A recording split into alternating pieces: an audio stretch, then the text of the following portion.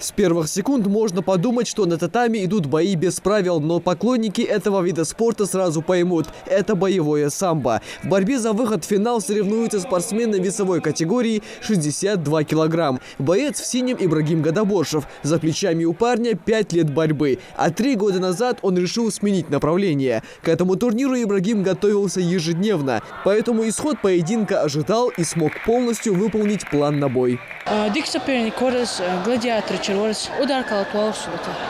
Удар да.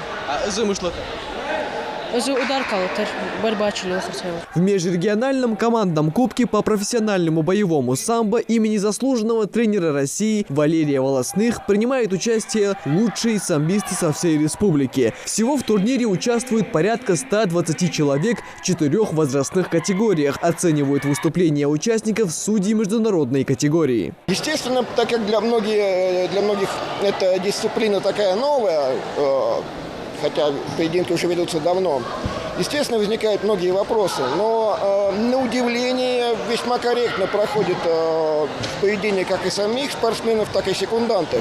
Больше спрашивают, чем возмущаются, больше спрашивают, а почему так, а почему не так, кивают, отходят, молодцы. Сегодняшние соревнования уникальны тем, что впервые турнир по боевому самбо проводится среди команд. Спортивные клубы со всей Ингушетии представляют своих лучших спортсменов. Оценить ингушскую школу боевого самбо приехал и Валерий Волосных. Думаю, это будет развиваться. Будем развивать дальше наш национальный российский вид единоборства, боевое самбо.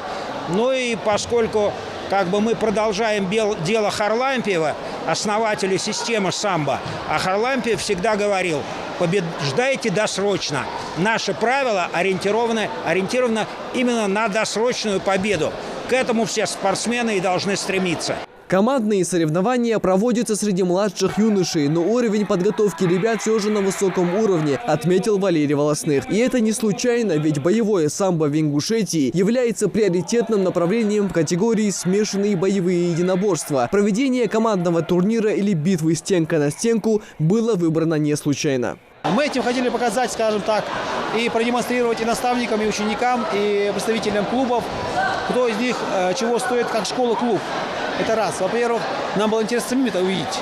Во-вторых, собственно говоря, все двигается к тому, что кто-то из них определенно станет обладателем шикарного переходящего кубка. Помимо главного трофея и первого места в общекомандном зачете, победители получат денежный приз от спонсоров. А самое главное, все участники приобретут ценный опыт выступления на соревнованиях в таком формате. И в следующий раз будут готовы показать более высокий уровень мастерства. Михаил Тангиев, Адам Далаков, Новости 24.